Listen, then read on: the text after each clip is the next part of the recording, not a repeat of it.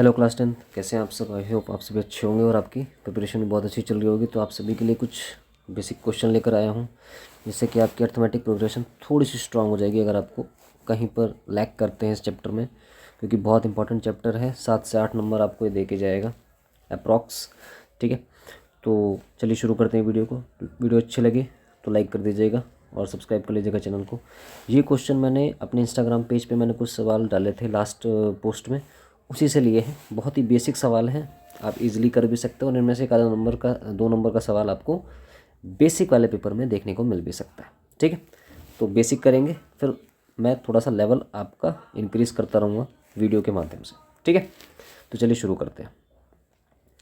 तो देखिए पहला सवाल क्या कह रहा है, find the 10th term of the AP 3, 7, 11 and 15।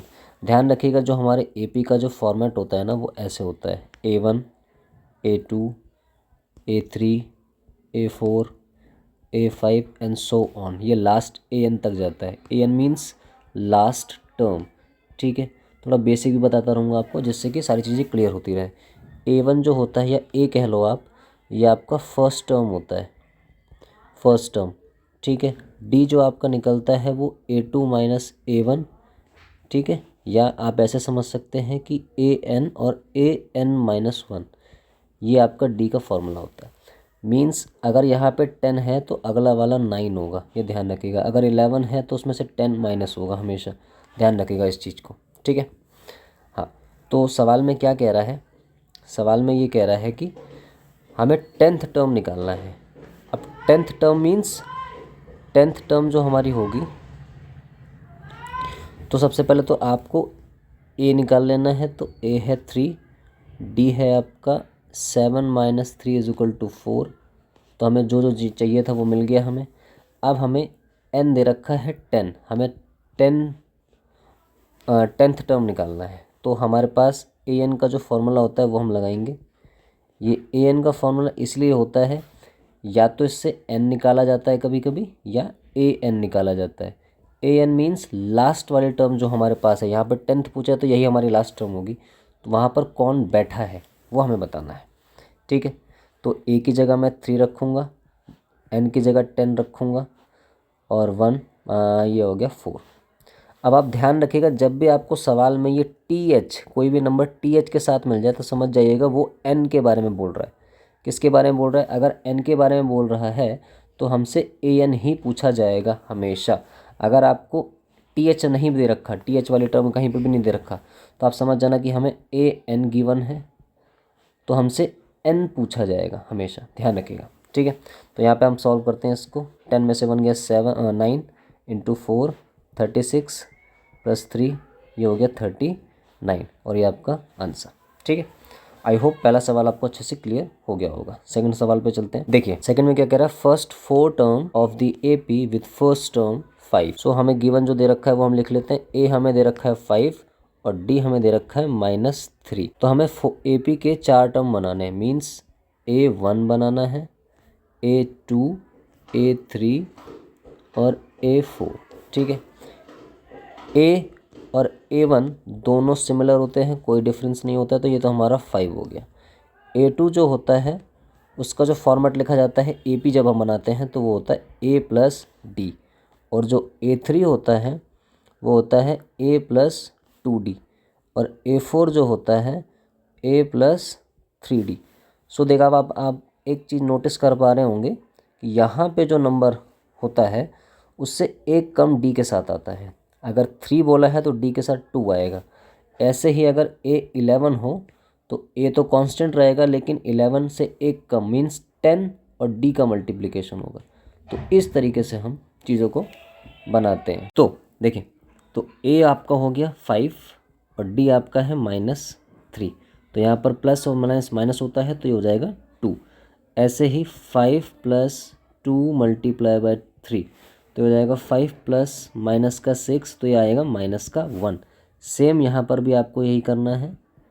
3 -3, ये हो गया 5 प्लस माइनस का 9, ये आपका आ गया -4। ठीक है, तो अब आप देखें यहाँ पर आपकी एक AP तैयार हो चुकी है। पहला है 5, फर्स्ट टर्म है 5, सेकेंड है 2 -1 -4 एंड सो ऑन, और यही आपका आंसर है। तो बहुत बेसिक बेसिक सवाल हैं जिससे कि आपकी अंडरस्टैंडिंग डेवलप होगी अगर आपको प्रॉब्लम आती है तो। देखिए आई होप आपको सेकंड सवाल समझ में आ गया होगा। थर्ड सवाल पे चलते हैं। देखिए अब ध्यान रखिएगा, ये मोस्ट इम्पॉर्टेंट बन सकता है। इम्पॉर्टेंट इसलिए है क्योंकि इस तरह के सवाल आपके एमसीक्यू में बन जाते हैं। एमसीक्यू में आपका 1 मार्क्स पक्का हो जाएगा अगर आप इस तरह के सवाल को कर लेते हैं तो। देखिए ए एन दे रखा है हमें 3n+5, ठीक है। तो यहाँ पे हमें जो n होता है ना वो लेट करना पड़ता है, 1 2 3 4 है ना, 4 इस तरीके से लेट करना पड़ता है। तो अगर मैं A1 रखूँगा तो n की जगह भी मुझे 1 रखना पड़ेगा। तो ये आ गया 3 1 जा 3 +5, ये हो गया आपका 8। ऐसे ही A2 हो गया 3 2 +5, तो ये हो गया 6 +5, ये हो गया आपका 11। और D आपको निकालना है तो D के लिए हमारे पास 2 ही टर्म काफ़ी होती हैं। 2 कॉन्जिक्यूटिव टर्म अगर हमें मिल जाती हैं तो हम D निकाल सकते हैं आराम से। तो A2 है हमारा 11 और A1 है 8, तो ये आपके आ गया 3। सो A हमारा हो गया 8 और D हमारा हो गया 3। तो D निकालने के लिए हमारे पास 2 कॉन्जिक्यूटिव क्या होनी चाहिए, टर्म होनी चाहिए AP के अंदर, तभी हम निकाल सकते हैं D। D means common difference, ठीक है। सो आपका मैंने 1 मार्क्स पक्का करवा दिया है क्योंकि इस तरह का सवाल आपको आपके MCQ में देखने को मिल जाता है, ठीक है। आई होप ये सवाल भी आपको क्लियर हो गया होगा। क्वेश्चन नंबर 4 पे चलते हैं। देखो क्वेश्चन नंबर 4 ये आपका 2 मार्क्स में बेसिक वाले सवाल में बन सकता है। बेसिक जो एग्ज़ाम जो बच्चे ले रखे होंगे ना, बेसिक सब्जेक्ट मैथ का, उनके लिए बन सकता है। 2 मार्क्स में सवाल ये आ सकता है। ये आपसे टर्म्स पूछ रहा है, टर्म्स मीन n पूछ रहा है। ये जो लास्ट वाला नंबर है ये आपका an है, ये ध्यान रखिएगा। यहाँ पे कहीं पर भी th में कुछ नहीं लिखा है, तो आपको an दे रखा है। सो a आप निकाल लेते हैं, a हो गया 7, d हो गया 13 - 7 मीन्स 6, an आपने दे रखा है अपने को 205 मतलब 205। सो an वाला फॉर्मूला लगा के हम n निकाल सकते हैं। ध्यान रखिएगा इस बात का, जो चीज़ मैं बता रहा हूँ ये आपको बारीकी से समझनी है और अपने क्वेश्चन पेपर में जहाँ भी आप चीज़ें सॉल्व कर रहे हैं वहाँ पर उसको लिख लेना अच्छे से, ठीक है। सो an हो गया 205, a हो गया आपका 7, n हमें पता नहीं है, d हमारा हो गया 6।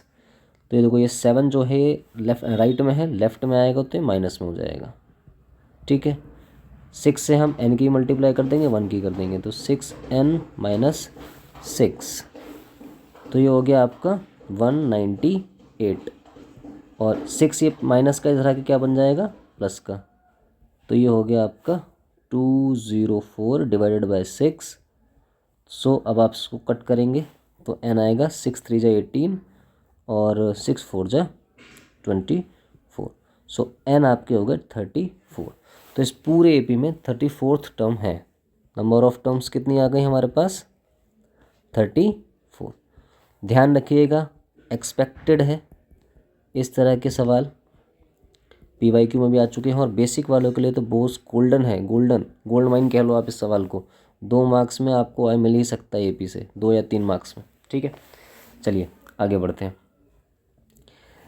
क्लास का लास्ट सवाल है क्वेश्चन नंबर 5। क्या कह रहा है, 5th टर्म निकालना है। देखो 15th टर्म निकालना है, सॉरी TH आ गया मीन्स ये n दे रखा है, ये आपको पूरी AP दे रखी है। AP में A आपका हो गया 5, D आपका हो गया 9 - 5, ये हो गया आपका 4, n आपने दे रखा है अपने को 15, हमें AN निकालना है, ठीक है। क्या लगाएंगे, AN वाला formula, A + n - 1 D। AN हमें नहीं पता, AN ही निकालना है। A की जगह आप रखेंगे 5, n हो गया आपका 15 - 1, D हो गया आपका 4।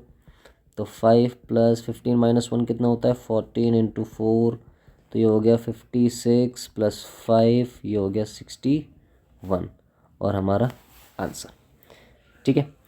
सो आई होप आप सभी को ये 5 सवाल अच्छे से समझ में आए होंगे। बेसिक सवाल थे लेकिन अंडरस्टैंडिंग आपको बेटर होनी चाहिए, इसलिए मैं ये वीडियो बनाई है। सो अगर वीडियो पसंद आए तो लाइक ज़रूर कर दीजिएगा, ठीक है।